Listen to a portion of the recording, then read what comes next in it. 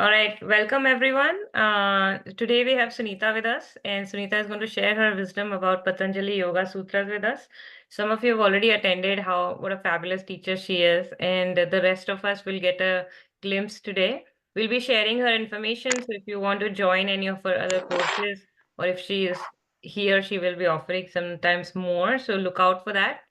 So over to you, Sunita. Thank you so much for doing this for us, and welcome. Yeah, thank you, Shubhra. Thank you, Puneet, and thank you, Smita. Because of you three, I'm able to share what I'm passionate about. And I also equally feel that this pure knowledge of the Yoga Sutras by Patanjali is essential. It is important, it is essential, it is vital. And the more we are able to grasp it, the easier our lives get. So for today's session, before we get started, I would also like to thank Nitya Shanti, our mentor, our guide, our coach, our master. And with his blessings, honestly, all of us have developed platforms and we have been able to share the gifts so easily with each other. So I'm very, very humbled to that. And now coming to today's session, I know all of us know a lot about yoga and the power of yoga, the power of physical asana, the power of pranayama.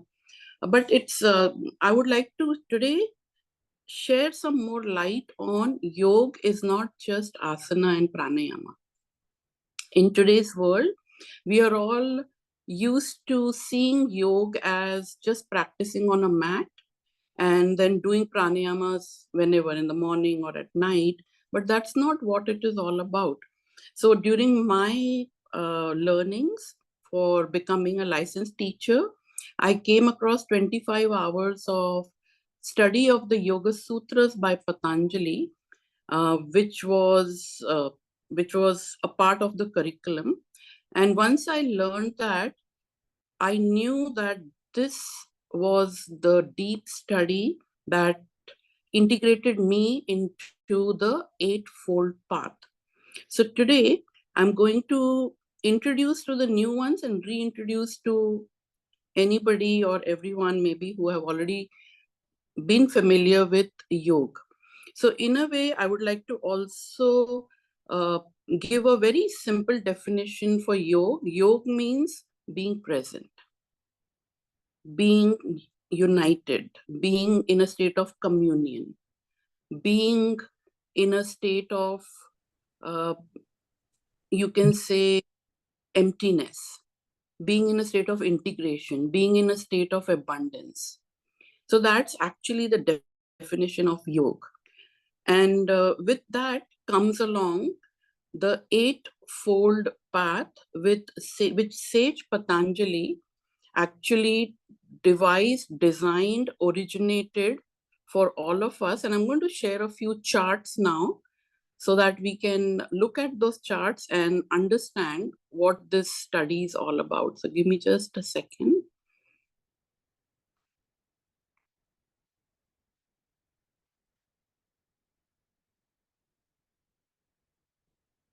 So before I begin any more learnings and teachings, I would like everyone to kind of bring your hands together.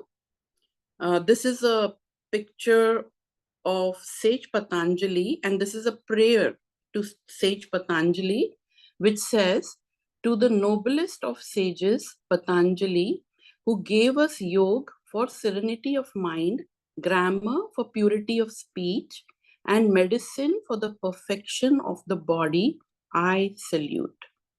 I salute before Patanjali, whose upper body has a human form, whose arms hold a conch and a disc and a sword, who is crowned by 1,000-headed serpents.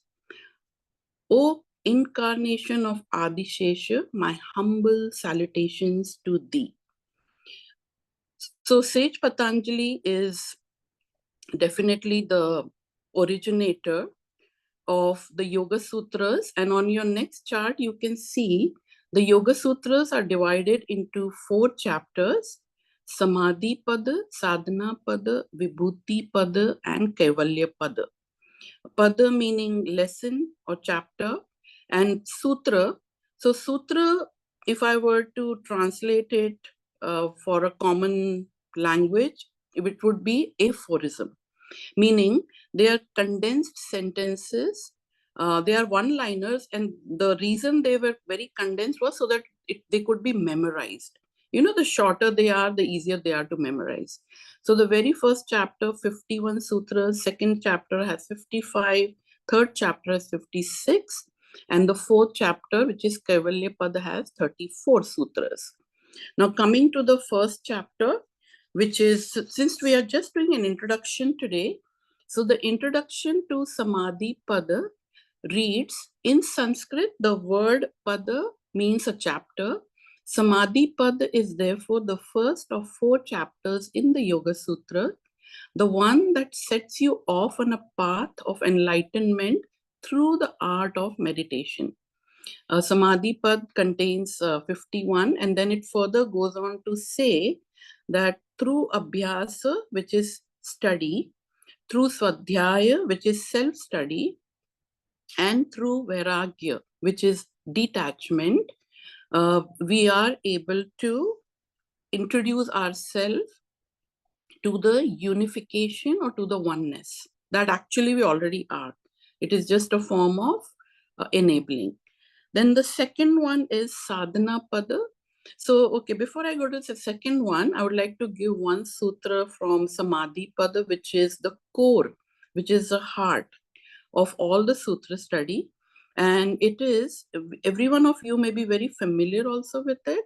And the sutra that is, that I'm introducing you to is called Yoga Chitta Vritti Nirodha. So each one of you can, in your own space, wherever you are, just say after me, Yoga Chitta Vritti Nirodha. So right now, I'll initiate a practice as we have said. So this sutra means when in a state of yoga, which is actually forever, each human can be in a state of salt or unmodified or clarity, in a state of clarity, meaning the mind, which is chitta, can remain forever in a state of clarity when in a state of yoga. And then yoga is being in the present moment. So then that is very true. This sutra itself is like a hypothesis that when we are in a state of being present, absolutely present, through pure awareness, we automatically arrive into a state of yoga. So let's do a 3-minute practice right now. All of you are seated so comfortably. Just bring your attention towards, close your eyes very gently. Close your eyes for a moment. Bring your awareness and attention towards your in-breath and out-breath, which is literally being in the now. And once you notice your breath, while you're observing your breath, also notice how comfortable right now your entire body is by just running your attention top of the head, back of the head, your entire face, tops of your shoulders, length of your spine. Notice your pelvic floor, notice your knees, and notice the bottoms of your feet. It's like there is this, with this breath that you're familiar with, there is this sense of oneness. The body is one with the breath, the mind that is observing is one with the breath. The heart that is beating is obviously beating in its right rhythm, right pulsation. And what is the right pulsation? One breath at a time. So you see, very quickly, we're able to come together, and this glimpse of peacefulness or calmness, or call it integratedness, just comes in so naturally, so naturally.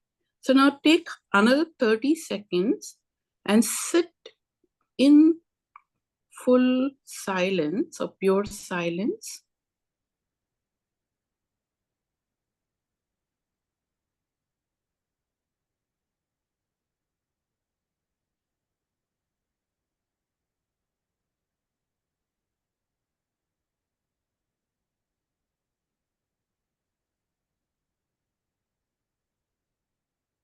And these moments when you arrive into this pure silence through pure awareness enhance your state of being in unification, being present, being here, being alert, being in focus of what is rather than what should be, could be, may have been, must have been, right? You literally cut through all that diaspora of this and that, and you literally arrive in the now. So that exactly is what Samadhi Pada, the first chapter, which when we learn in detail, gives us more information. Now coming to the second one, which is Sadhana Pada, it says, but before you can accomplish any of this, you must commit yourself to Abhyasa. Because Sadhana Pada is to do with Kriya Yoga. Kriya Yoga means yoga through action. And in Sadhana Pada, Patanjali introduces us to the eightfold path. So in the eightfold path, the continuous practice begins, and we are introduced to yamas, niyamas, and the other peripheries of that section. So now introducing you on your screen 8 limbs of yoga. This is for the what we are introduced in the second chapter: yama, niyama, asana, pranayama, pratyahara, dharana, dhyana, samadhi. So this is the outline of the eightfold path, which is simultaneous in nature. On an everyday basis, we often are familiar with dharana, dhyana, samadhi, isn't it? That's what the meditative practice is all about. Some of us are also very familiar with asana and pranayama, but many of us are unfamiliar with yama, niyama, and then pratyahara. So today, I would also like you to look at your screen and kind of get familiar with very important part of yoga, coming to a state of yoga by practicing yama and niyama. Now, yama and niyama are your abhyasa and your swadhyaya. So in the yamas, it says yama means what you can avoid, and niyamas means what you can observe. So in the yamas, practicing ahimsa will allow you to avoid hinsa. Practicing satya will allow you to avoid lying. Practicing astheya will allow you to avoid stealing. Practicing brahmacharya will allow you to stay chaste or pure.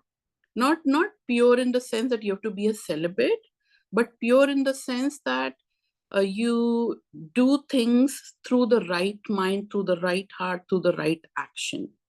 It doesn't mean that you have to, brahmacharya, sometimes word is very misleading. In the yoga books, brahmacharya means practicing everything with austerity. You can have a family life, but then you stay committed and disciplined to the family needs and all that.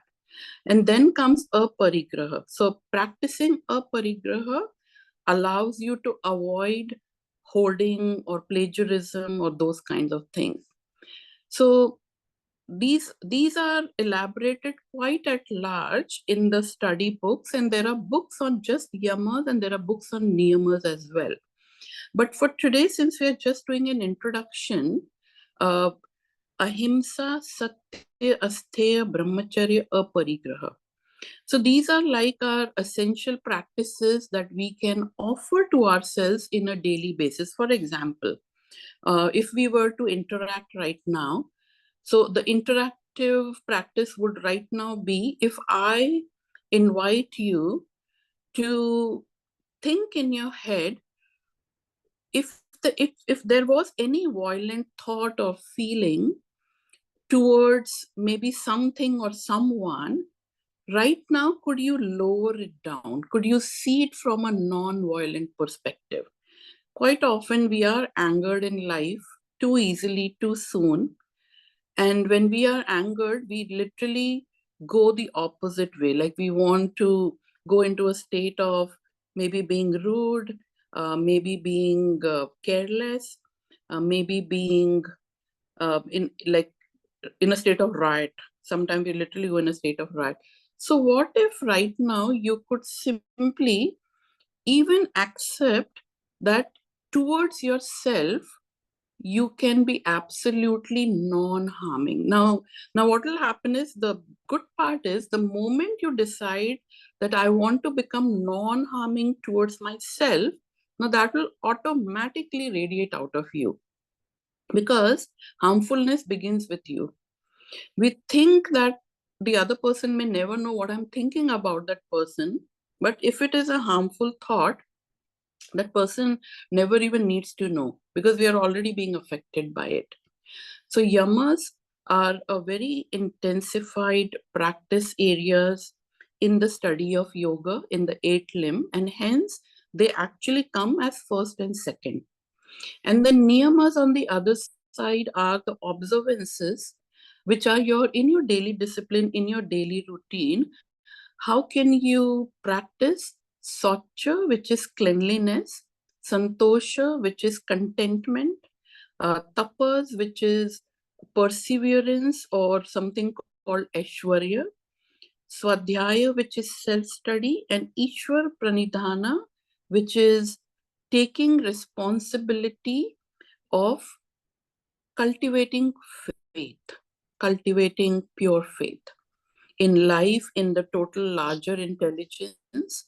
So, so coming back to the second sadhana pada, yama and niyamas are a part of your daily discipline, daily routine, daily practice in every thought, word, and action.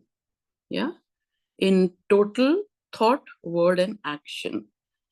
Yeah, so we'll Preeti respond to that at the end of our session. Preeti has a question and I'll answer that once we are done with this. And now coming to, again, continuing on sadhana pad, where it takes us to the 8 limbs. So asana and pranayama we are very familiar with. Pratyahara is something which also we lack practice in. So pratyahara means withdrawal of the senses. And you can see it on your screen. It says sense withdrawal. So what happens is, our existential life is determined and very coordinated with our sensory outlook. Eyes, ears, nose, mouth, and our touch. You know, the 5 senses, they're very outwardly drawn. And that is why our practice of living in the world is very outwardly, very external. Now, pratyahara is important to be practiced every day besides the yama, niyama, asana, pranayama, because pratyahara gives us a time to look inwards. Now, senses are so sharp, so potent, that even when you close all of it, you can still hear, you can still see, isn't it? You can still taste, you can still touch, you can still feel. So to kind of lower down the activity of the senses, that gives you more chance to focus or pay attention to the quality of your heart, quality of your gut, quality of your head inwardly.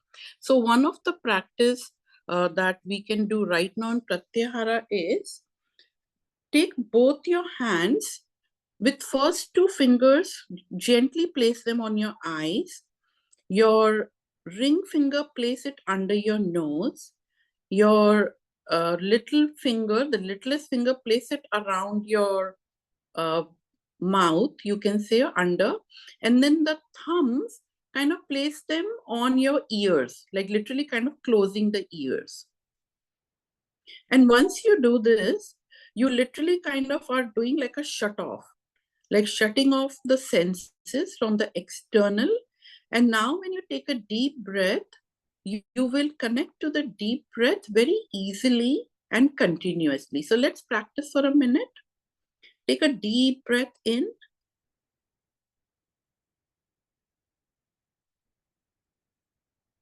And then a deep breath out. So you can actually see that deep breath becomes more audible. And that deep breath also becomes more accessible. And you're less distracted to what you may see, what you may hear, because you have shut your senses, the doorways of your senses, just periodically right now. So let's do it for 30 more seconds.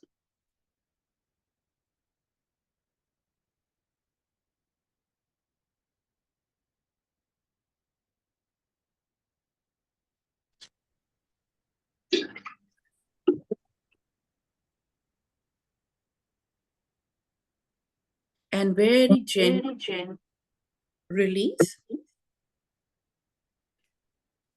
So one of the practices of Pratyahara is this one, which is literally called Yoga Mudra, which is, in a way, it's very similar to Bumblebee.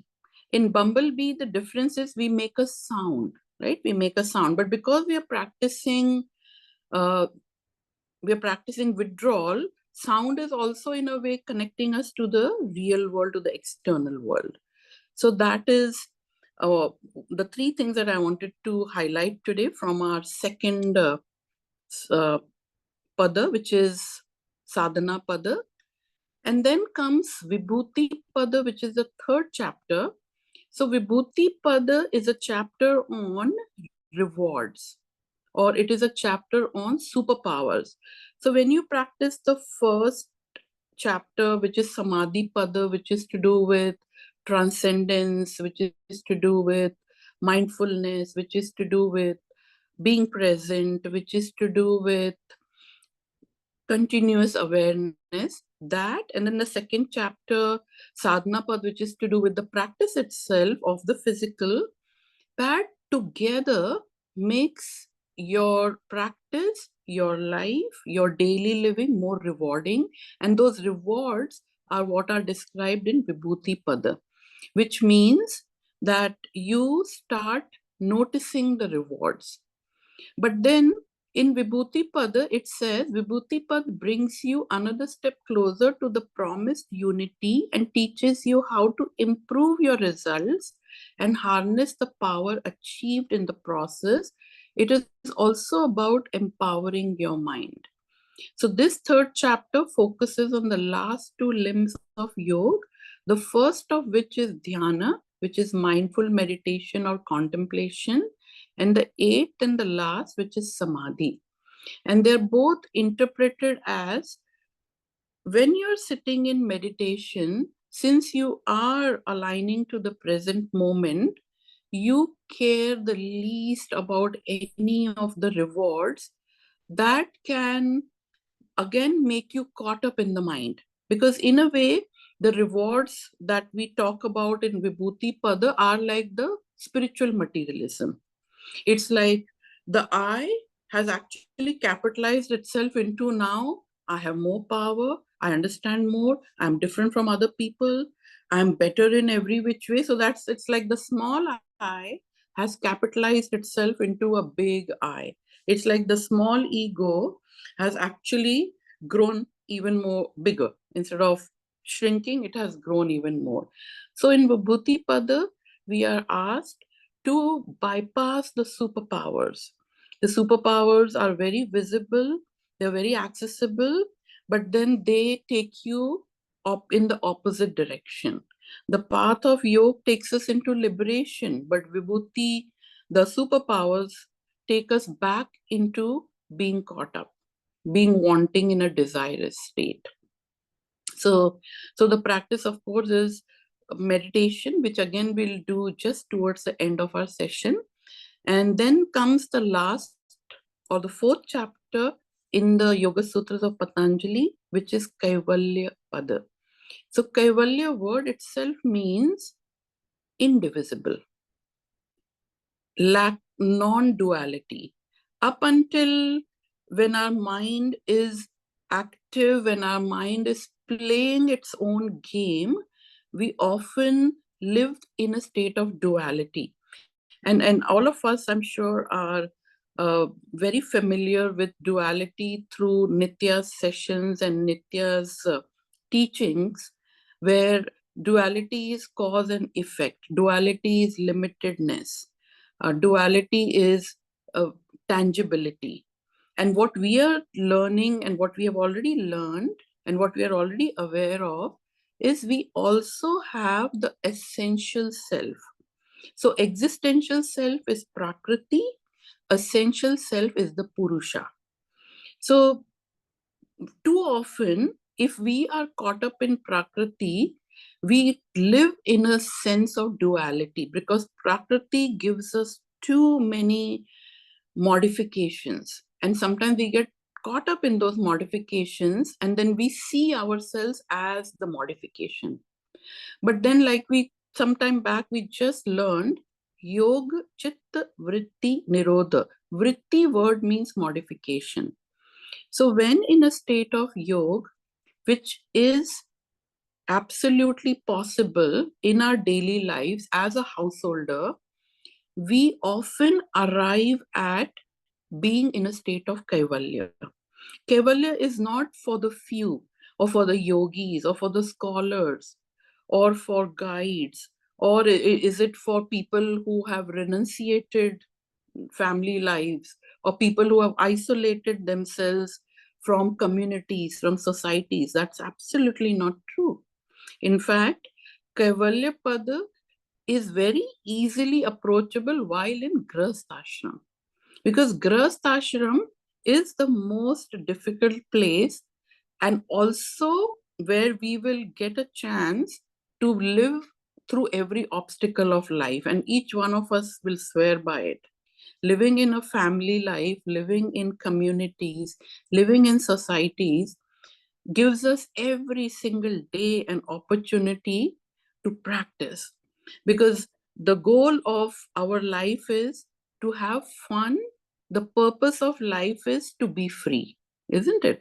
And in Grahasth ashram, the contrary happens. We get caught up every single moment to so many things, to so many experiences, to so many emotions, to so much of memory.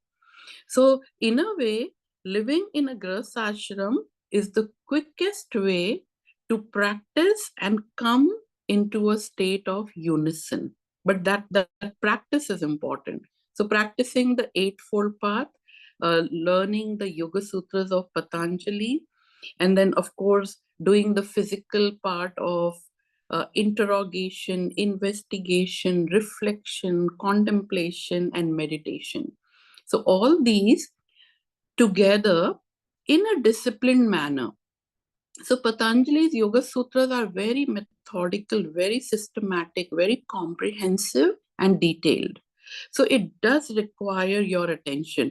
Like today, I am absolutely grateful to each one of you for giving this attention to this 1 hour that we have set aside for relearning what some of us may already know a lot about it. But then the study is such that relearning makes it only better.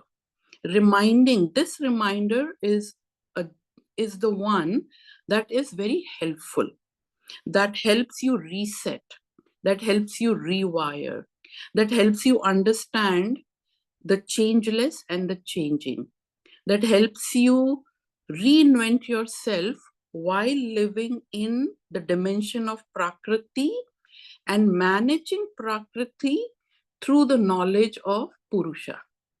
So Purusha is your unchanging dimension, the changeless.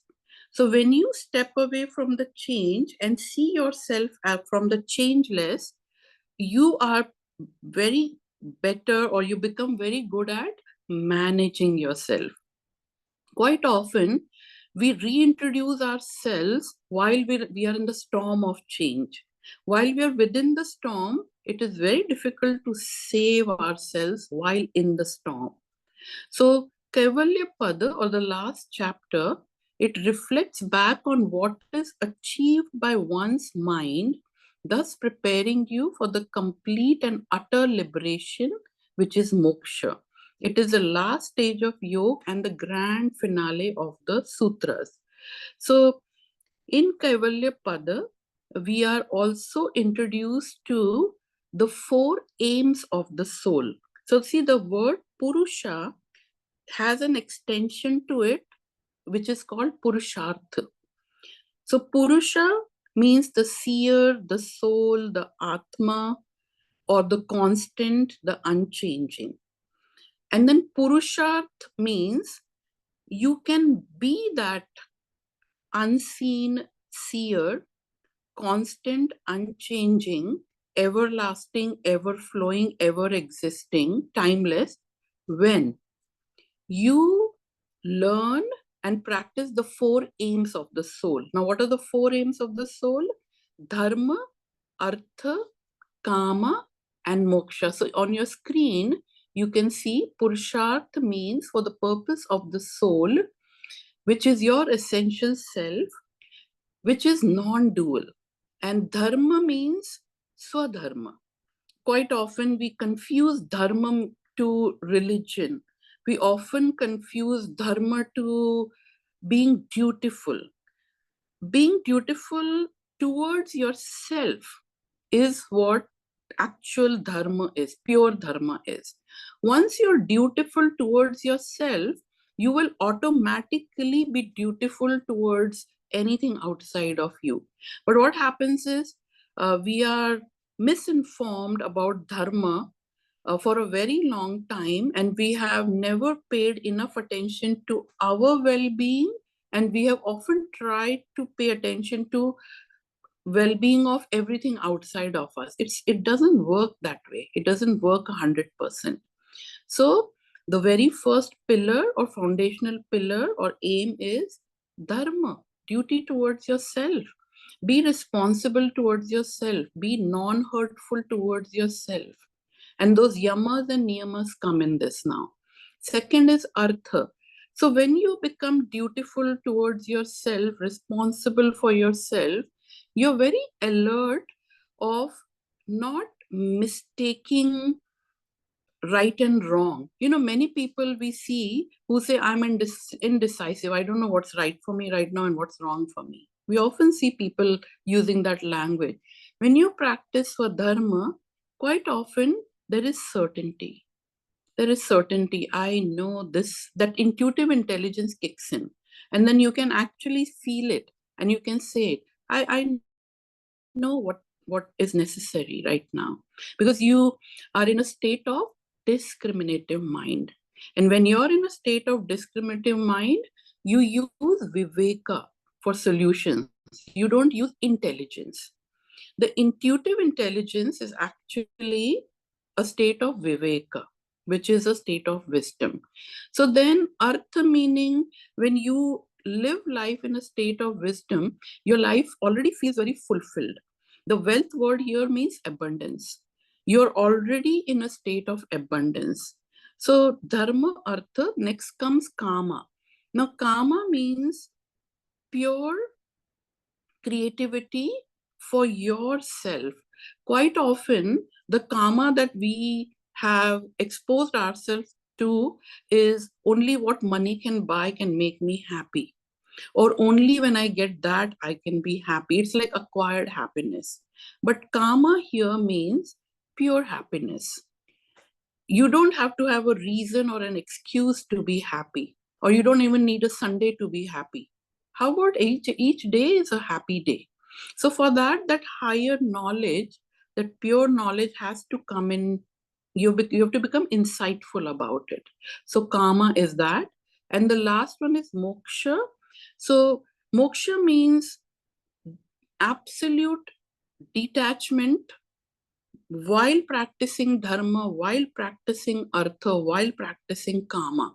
Now, sometimes these three can create desires where I want to live life like my life should be just this way and it should be never ending. It's like I want to immortalize my human life. But then that is kind of a falsehood, because in reality, the existential life has its own time thing, there is a principle of the body has its own time, the mind has its own time. So then we have to now connect to the largest intelligence, and the largest intelligence says each and every moment you have to stay free of all these, meaning any moment can be my last moment and I'm okay with it. It's not that I'm going to lose something or I'm going to gain something or I'm going to miss something. Are we there? Are we so here that we can say, I'm ready? I'm ready. I'm so ready. I'm so ready. So, not basically even attaching to the next breath. Quite often, we have subtle attachments to the next breath because we kind of take it for granted. Of course, I'm going to breathe. Of course, I'm going to live. Of course, I'm going to continue. That commentary goes in. But a true practitioner, a true yogi, is even free of that thought that next breath is already waiting for me. He's so free of that next breath, or she is so free of that next breath, that life is literally completing itself in every single breath. Every single breath is a life cycle, that kind of moksha. So know your essential self that never changes, never is born, never dies. It is the soul and it belongs to the universe. So you see, when we practice these four pillars, we actually initiate, recognize, enable our true sense of being. So the true sense of being now comes to us as life is just a process. See what happens up until now, we take things too personally. But once we understand this bigger concept, this higher dimension, we also quickly realize that life is actually just a process. So then that my, that I, that Maya, see, my word connects to Maya. Maya connects to Maya Jal. All that starts to kind of lower down. And when that starts to lower down, you don't see yourself as the existential self. You start seeing yourself as the selfless self. Existential self makes you very personal. Essential self makes you impersonal, isn't it? Because process is always impersonal. The activity of now is very impersonal. The very breath we take is also very impersonal. We're not stealing somebody else's breath. So, in totality, when understood, the larger intelligence of life makes us completely accepting of impersonal, pure energy. Our dimensions, all our dimensions and vibrations of pure energy is that impersonal. So then when you set yourself to that impersonal sense, you are already free instantly, immediately, isn't it? We personify our life, we create a personality, and through that personality, we define a character, we define a behavior, and then we wrap our activities around me and my and I and you, and then that brings us into a lot of trouble. because then we are continuously kind of surrounded by or mixed by the gunas, which is rajas, tamas, sattva. We continuously sit and keep getting entangled through the attributes of the mind. So since we have just now learned the four, just an introduction to the 4 chapters, and we have also gotten an introduction to the 8 limbs of yoga. Now let's together put them together in a very short, let's say 7 to 8 minutes of practice, and then we'll do some interaction. So I want everyone of us to close our eyes. Take your time, close your eyes gently, and just notice your physical posture.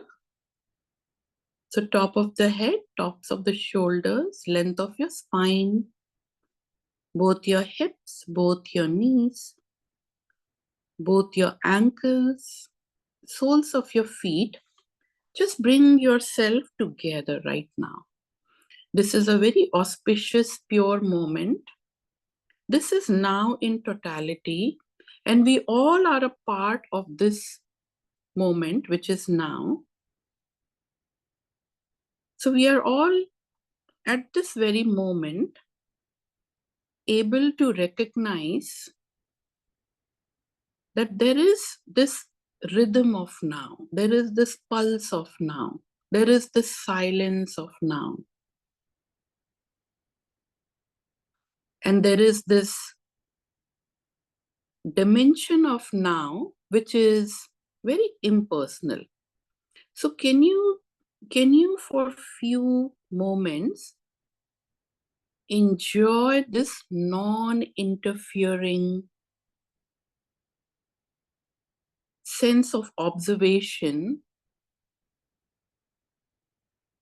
that is present for you, like through pure awareness, allowing the conscious mind to relax and allowing the subconscious or the observer's mind to just observe the activity of the now. And the only activity of now in real time is just this energy pulse. Now you can sense it because of your human interface. In breath, out breath. That makes you recognize the energy movement, isn't it? And then when you recognize the energy movement, you live the movement without any other movement. You live it through stillness, because that is the only movement which is active. So then the rest of your body literally goes into a state of stillness. The conscious mind also goes into a state of stillness. And then this activity of now, when recognized through its movement, which is very non-interfering, which is very pleasant, brings you into the speed of life. Life living itself one breath at a time, one pulse at a time. Look how rhythmic it is. How rhythmic it is. There is so much of pure silence, pure not knowing. And this not knowing is introducing you to unfolding, which is again a very clueless activity. So it's kind of fun to be clueless, to be so silent that there is no noise that can interfere. There is really no noise, because all the noise is in the personal field. And you are right now in an impersonal field.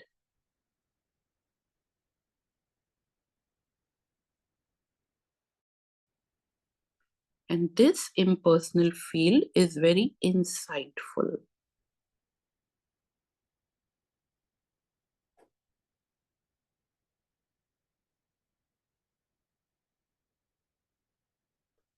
From everything, you actually rest into nothing. This is insightfulness. Even the intelligence rests into the wisdom of now. Because there is really nothing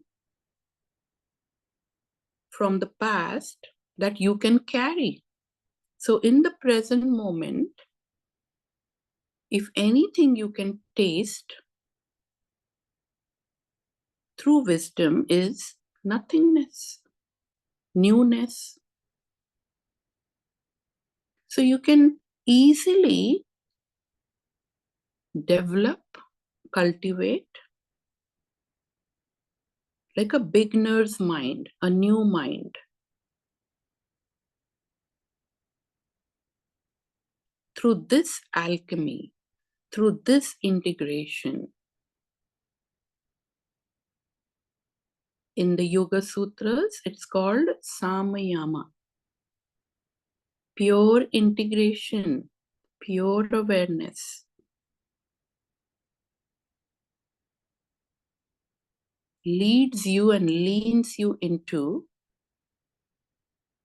divine encounters. Divine encounters.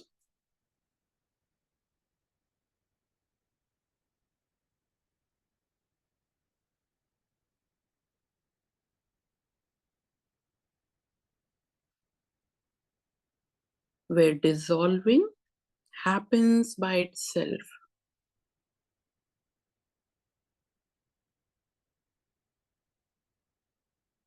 One breath, pure presence.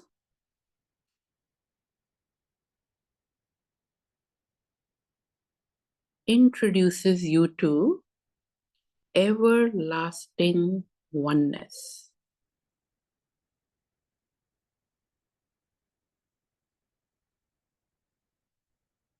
And then you can experience a dignified state of now.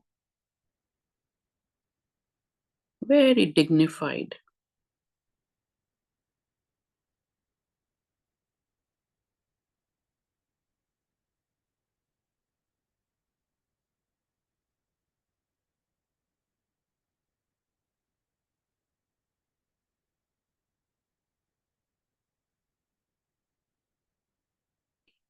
Shant, ekant, sukh, atma darshan.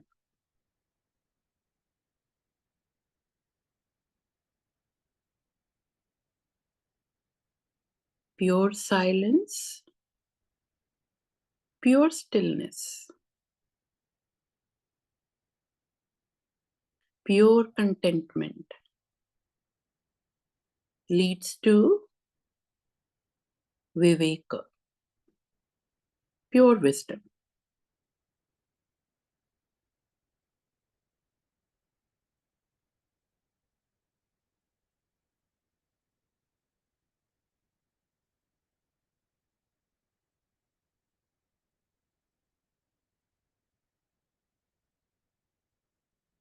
Take a nice deep breath.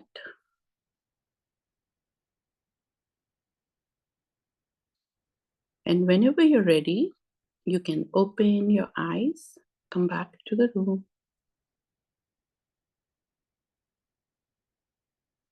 So this was my today's offering of the Eightfold Path of Yoga. Very briefly, I've introduced to the 4 chapters, but there is a lot of detail that is available to all of us. If we choose to do an extensive study, if we choose to practice even more. So I'm now open to interaction and discussion, and We already have a question by Preeti, where she asked, what do you mean by violence? Because in the very first yama, which is to do with, actually yamas, if you were to translate in English, it's called don'ts, what we should not do, and niyamas are what we should do. So violence word has its own definition. But since we are doing self-study, since it is to do with self-exploration, since it is to do with self-evolution, and since it is to do with self-transformation, ahimsa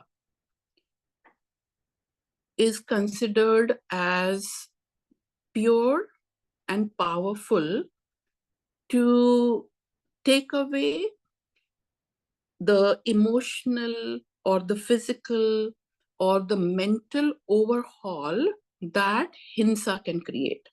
So it could be, so in short, being careful of the words we choose to speak, because words carry the energy, right? Now, even being careful of the thoughts that we allow to enter, so it goes to the cellular level. So the thoughts that we introduce, or we have no control of thoughts, they can come to us, but we have the choice to accept the thoughts that will help us and to reject the thoughts that will not help us, isn't it? So allowing your headspace to manage thoughts that can support you and to totally reject the thoughts that don't support you. So practicing the pause, words and action. So thoughts, words and action all can create non-violence and also can create violence. So this violence literally goes to the cellular level. So on the physical level, non-hurtfulness towards, so it has a very big perspective. It also goes into what we drink, what we eat, what we wear, you know, what we carry. So on the deepest level, it goes to, it's very scaled. But on an everyday basis, the least that we can practice, which is really important, is choose the right words. Even if we are in a heaviness or uneasiness, practice being quiet. Because if the word is not better than being quiet, then might as well choose being quiet over the word, isn't it? Because word will have a vibration, word will have an energy. So any word that has an energy which is not going to work for you, it's going to drain you. So the whole idea of being in a state of yoga is maintaining your energetic field. It is not possible to maintain energetic field when we are violent, when we are too often angered, when we are in a mood. Quite often, all of us live life in moods. We never live life neutral. All of us will have some mood or the other throughout. So can we reflect on neutralizing? Because being in a state of mood means I'm going to use a lot of energy to remain in that mood. Sadness is a mood, anger is a mood, jealousy is a mood, greed is a mood, anxiety is a mood, depression is a mood. And then also happiness is a mood. But then we have to know what kind of happiness am I practicing. Acquired happiness is not going to give me energy. It's going to take away the energy because it's very limited. It's very impermanent. So in that sense, Preeti, practicing non-violence in the lowest, I'm saying. There are, of course, like I said, cellular. It can go higher and higher. Yeah. Hope I answered it. If you have anything to share, Preeti, go ahead. Or anybody else who would like to ask, share, please go ahead. Thank you, Sunita. I just wanted you to share something which can make us mindful in our daily life. Yeah. It was well explained. Thank you. Yeah. Okay, anybody else has anything to ask or share? We have some time in hand. Thank you, Sunita. Very concisely told, and it felt like you because when we study Yoga Sutras, it is very expansive, because I've started with my rereading of the Yoga Sutra with my teacher, and we started last year, and we have just covered 30 sutras in the first chapter. Okay, and it's like more than 1.5 years. So you can go so much in depth, elaborate, but like you managed to convey what every chapter means. Like it was precise, and at the same time you didn't leave out anything. So that way I should appreciate your words that you have chosen for explaining. Very apt and nice. Thank you for that. Yeah, thank you, Uma. Thank you. Shubhra, Puneet, anybody would Yeah, like to? I will just echo, what Uma said. I think it was really concise, and the best part I liked is that every chapter you made us do something. It was hearing and then practicing. So, sometimes things are like so big and you're like, one day I will get to it. But the way you explained, you picked up something which can be applied like right now, like daily, a tiny little thing. Like the power of words, for example, which you just explained was like really, really good. So when in doubt, like if your silence is better than your words, then use silence. So I think that's an amazing takeaway for sure. And amongst others, and if you can like, will you be sharing these? Can we share these slides on the yama and niyamas? Because I think some of those things can be practiced every day. So that was very beautiful. And Thank you. anybody else wants to say like a list? Yeah. Yeah, thank you, Sunita. Generally the topic, like everybody said, feels like very vast, and it's like also it seems like, oh, there's a lot to do, like there's a lot of don'ts and do's, like you said. So it just feels a little intimidating. But the way you made it sound was like it really felt very easy and like non-doing the last meditation, like you're just the part where we are withdrawing our senses, and even the last meditation, it was really like I felt at ease, like there's not things to be done, otherwise it was the whole thing, like the explanation or what I have heard earlier, it seems like there's like this, do this, do this, don't do this, don't. Here it felt very like a very non-doing, just being kind of perspective. I really liked that, the way you brought this to us. Thank you. Sure. Thank you, Puneet. What Puneet said is important for all of us. See, the biggest take for all of us today is maintaining balance. We learn balance, but now the little hard part is maintaining it. See, we have all understood all the definitions. We all understand everything about what meditation means, what real life means. But I think where we fall short of sometimes is maintaining. Maintenance means that equilibrium, that equipoise that we have to develop now. So for all of us, the practice henceforth, in your own space, in your own time, would be maintaining this equilibrium. And that does more goodness, for your daily life, for your daily ease, just maintaining this. Like Puneet said, no, it's more sometimes in the undoing that the doing gets done. Isn't it? It's more undoing. And haven't we heard this infinite times from Nitya? Untangling, unburdening, unhooking, isn't it? So it's all to do with undoing. Because see, fresher doing will only be done when we have taken care of all the old stuff. Only when we take care of the old stuff will we bring in more space for the new. So it's all about spacing. Become so spacious that you can literally take care of your life every single day. Some days you will have more breathing space. In fact, every single day we should be having more breathing space. But then for that, it's important to get out of the head space. If we live in the head space, when will we have the time to get out and breathe? And in fact, so we have to start really focusing on, got to mindfully breathe, got to mindfully be present. In fact, the more mindful we become, the more consciously mindless also will become. Because conscious mind is a notorious mind, it will make you busy. So we want to relax the conscious mind and we want to awaken the subconscious. So the more we can make the conscious mind powerless, the more life becomes actually powerful. It's like a paradox. Yeah.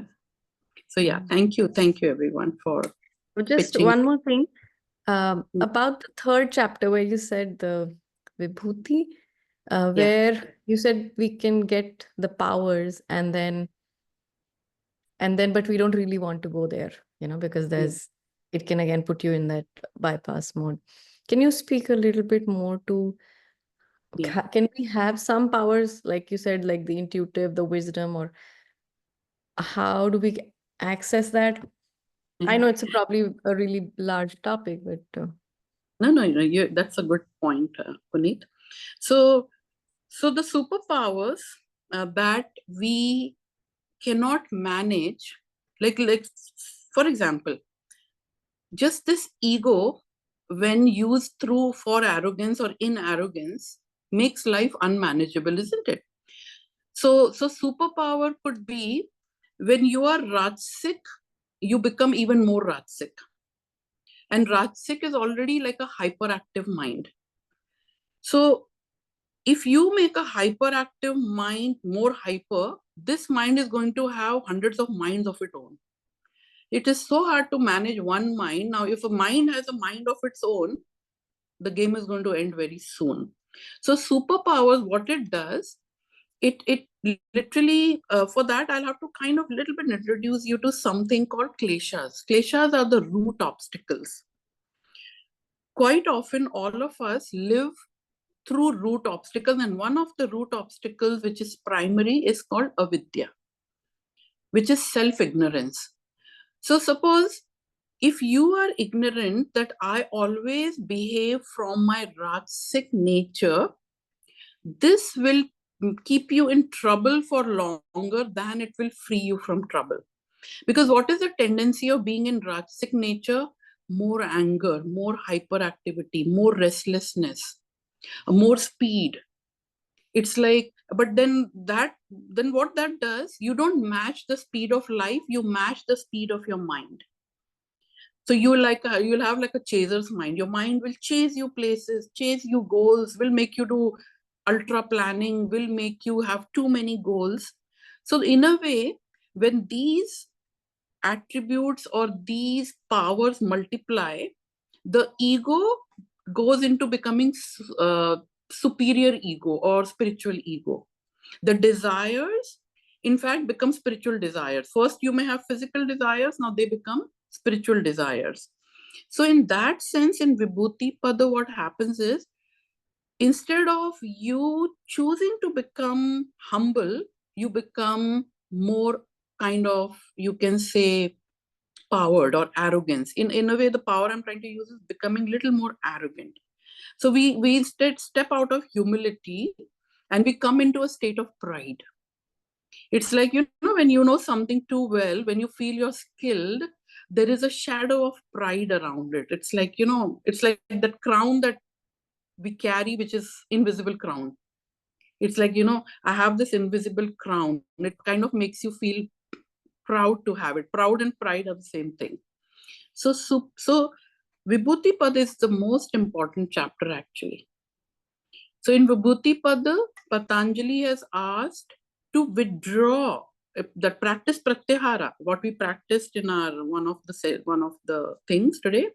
Practice withdrawal from the superpowers, because you may use your superpowers to create maybe more wealth, to kind of show off, or maybe to kind of brag, in a way. The more humbler you get, the lesser you speak. In a way, meaning you will, they say knowledge speaks and wisdom hears. So instead of becoming a good listener, maybe you can become an avid speaker, but in a way where this power can be kind of misused. It's like, I want to tell how much I know, in that kind of sense. So Vibhuti Pad is entirely, actually is the largest chapter, because there Patanjali gives caution, word of caution. Word of caution. This superpower may take you away from the goal, which is self-liberation.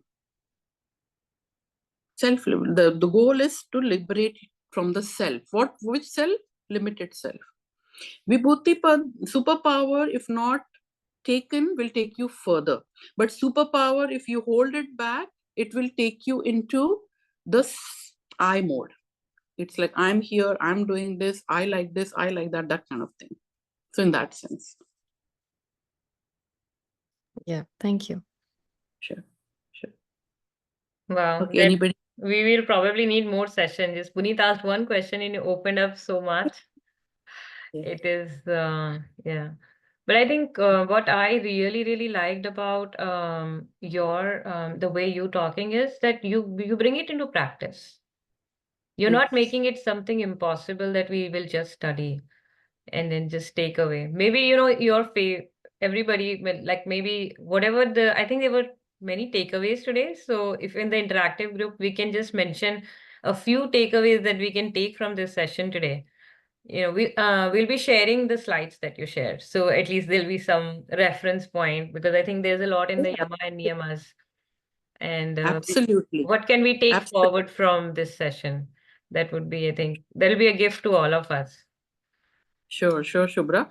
And I'm open to, I'm always very enthusiastic about offering the entire study. And I have done it many, many times. I've offered many, many sessions. I've offered to many, many groups. I've already done many one-on-ones.